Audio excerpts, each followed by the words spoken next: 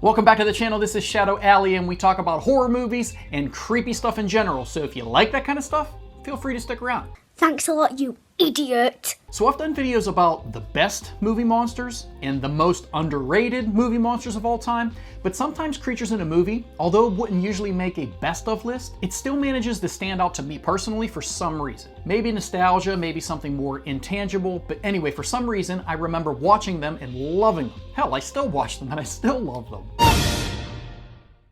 So they aren't the best, they aren't the scariest, they aren't the most underrated, but for some reason, I think they deserve a video on this channel.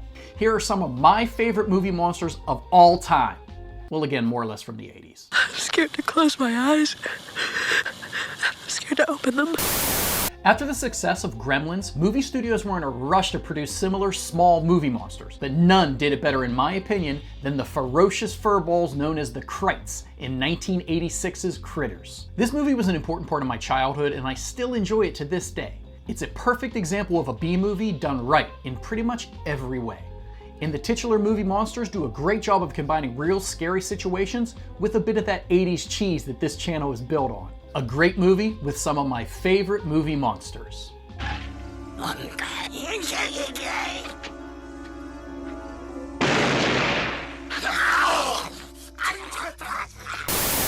This next movie also tried to cash in on the Gremlins craze, but may have missed the mark just a bit. That's an understatement. They're certainly not as famous and not as universally loved as the Critters, but for me, they were really fun to watch and hold a nostalgic place in my heart. The Munchies from 1987's movie of the same name. I don't think I can make the argument that this movie was good in any way. You gonna take that from no American Motors car? It was obviously inspired by Gremlins and Critters, but they went for more of a comedy or satire feel, rather than trying to compare with the horror elements. And I think that was a smart move. It's not a great movie, but for me, the Munchies themselves were fun to watch and deserve a mention on this channel. You're gonna pay for this, you furry little wimps! Guess we shot her. Hey, we're the Munchies!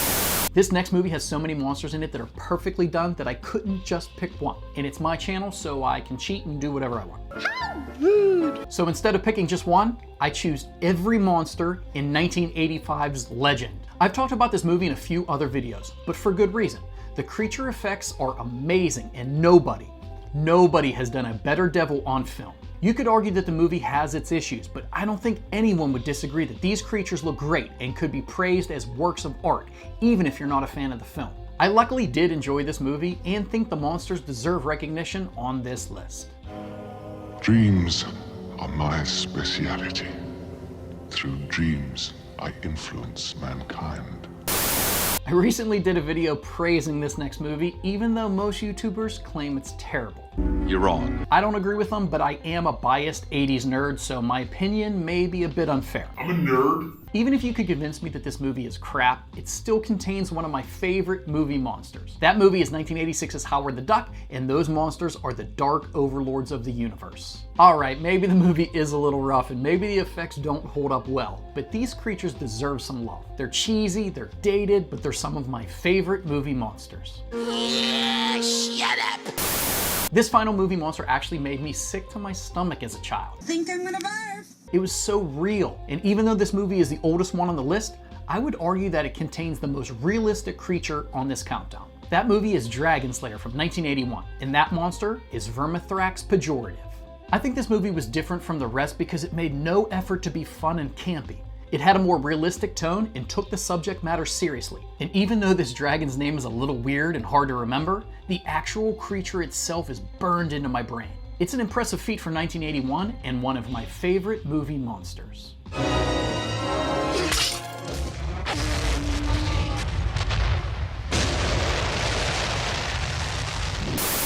So what do you think? Do you agree with my list? I guess since these are just some of my personal favorites, there's really no arguing it. It's just my opinion, but I'm interested to see if you agree with any of my picks. What were some of the movie monsters that you enjoyed that probably wouldn't make it onto a best of list? What movie monsters made an impression on you that you think deserve some love? Put your thoughts in the comments and don't forget to like and subscribe, and I will see you in the next one. Go. Stay on the road. Keep clear of the moors.